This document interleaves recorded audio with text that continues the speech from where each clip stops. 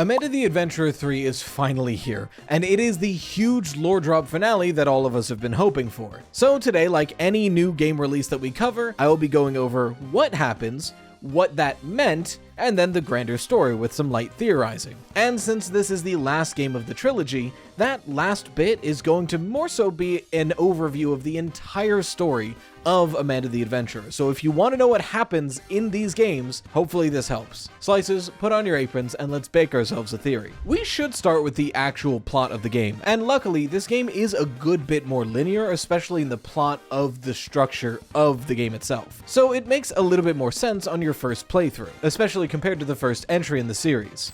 Man, this floor is expansive. At least the threats have seemed to slow down. Now we're just wandering. Oh, what's this? Oh, a sponsor. Today's video is sponsored by Fume. Nice. Whenever I have a lollipop, which honestly I've had a lot more of because of Halloween, I always chew the stick down into just dissolved mess. Some habits are harmless. Others, Fume makes it easier to swap out. Straight away, Fume is not a vape. I do not support smoking or vaping, and I would not use this channel to promote either of those things. This is not a vape or e-cig or anything like that. There's no vapor, no smoke, nothing to charge. You simply breathe in natural food-grade ingredients that satisfy the craving without the addiction. A benefit to that is that you can use Fume anywhere. Because there's no smoke or vapor, there's no restrictions in any public spaces. You're literally just breathing in flavored air. But for me, the best part about Fume is that this was made to fidget with. From the spinnable weighted design, to the magnetized frame, to the sound it makes when you adjust the intake.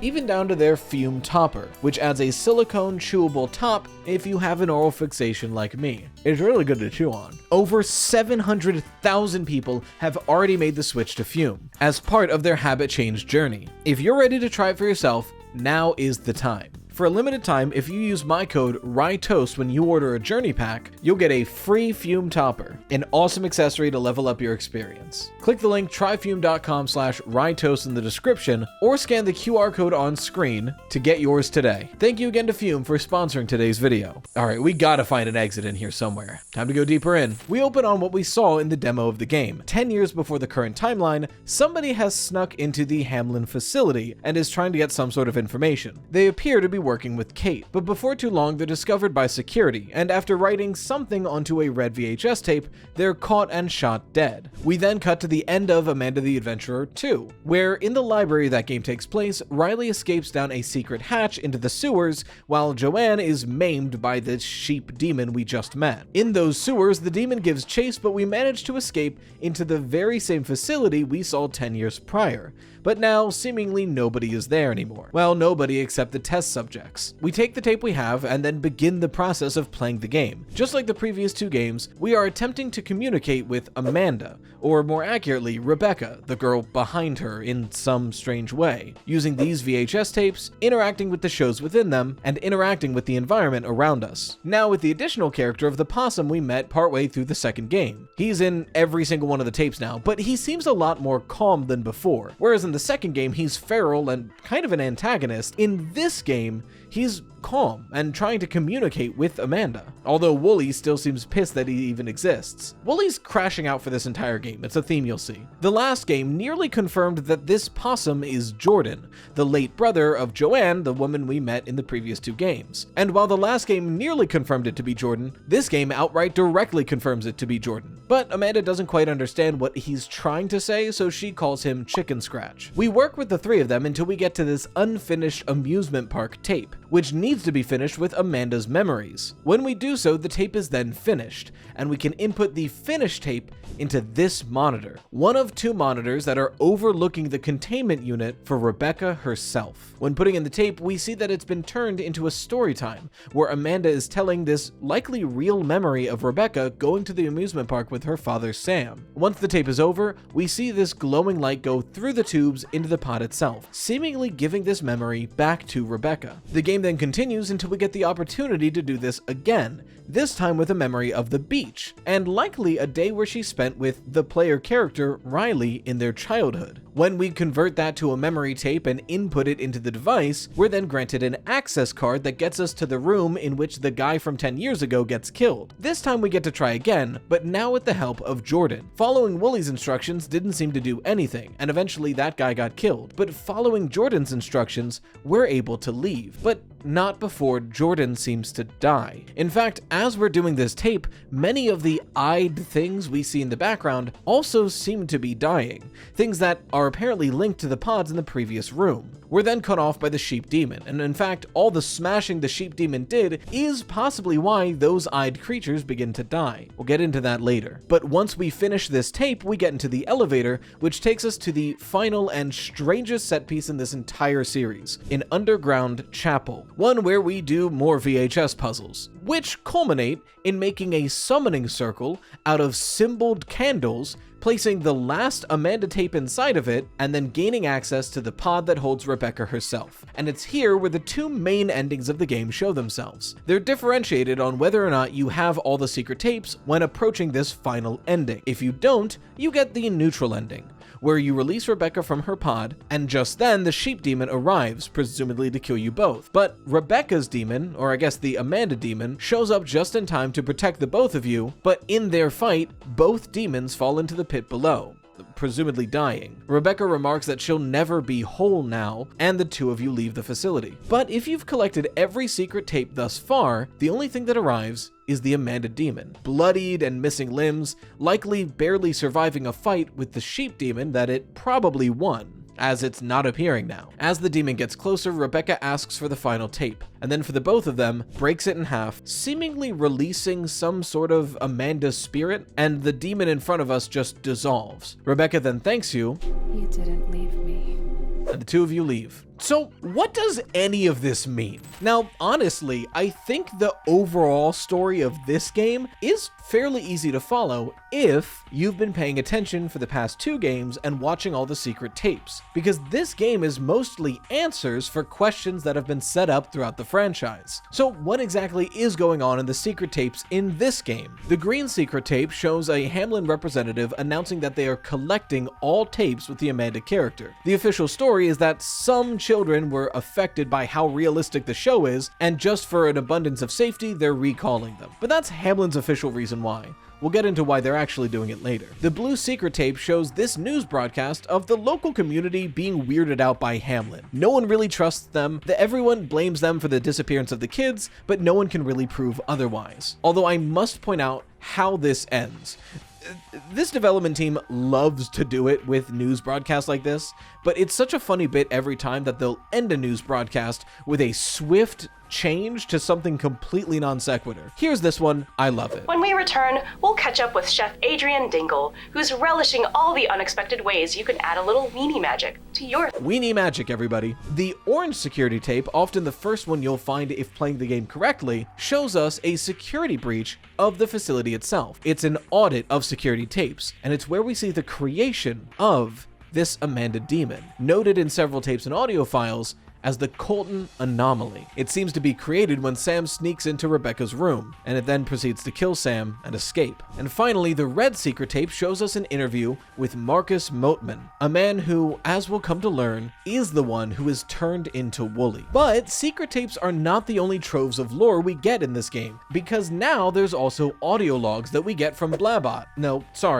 Blabo the Clown. So what do those audio logs tell us? The first audio log is just the instructions for getting a tape. The second audio log is a bit more interesting though. They're the confessions of someone from a secret society known as the Curtain. And these confessions of a self-proclaimed witness is that he's going to try to destroy tapes with Amanda inside them to provoke this Colton anomaly, trying to recall it essentially. The third audio tape is a log from a scientist talking about how they successfully were able to recreate a controlled monster, codenamed Shepherd, one with the explicit goal of destroying any tape with the Amanda character inside of it. Then there's one bonus log talking about how Marcus might have regretted what he's grown into. There's also a few more scattered Easter eggs that help piece together things that are happening. There's this screen you find next to the demo screen in both iterations, which basically describes that Shepherd project in more detail. And finally, the elephant in the room, there's the big code door you see when you boot up the game. Now, I could not for the life of me figure out how to get into this room, and that's because you're not really supposed to. At least, there's nothing in the story of this game that necessitates you getting into this door,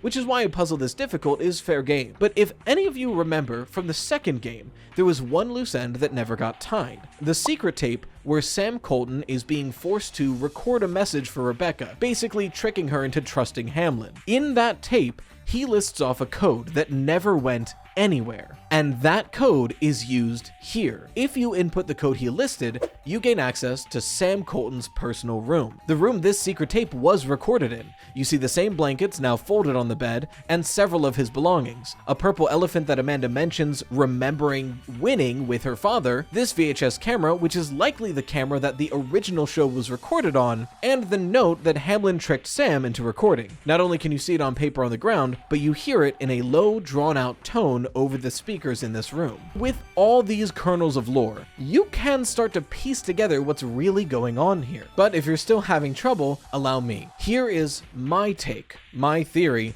on the true, full story of Amanda the Adventurer, Hamlin, and the Colton family. The story we've already known in Amanda the Adventurer is that Hamlin, this strange company, was attempting to, in some way, transfer children within these VHS tapes. The goal was unclear, but it seemed like their most successful attempt was with Rebecca Colton, star of Amanda the Adventurer, a local TV show, turning her into this animated character, Amanda. But she seemed to still be alive, once directly stating that sometimes she feels herself rotting, but the feeling is far away. But this game, Amanda the Adventurer 3, the final game in the series, finally gives us some much needed context as to everything that's truly going on behind Hamlin and the Colton family. As many people suspected, mainly due to the demonic names scattered throughout the series, Hamlin's true goal is a demonic cult. Now, maybe not all of Hamlin knows about this, but in that chapel buried deep under the facility, we hear a recorded sermon being played on repeat, one that preaches that the light God gave at the beginning of the universe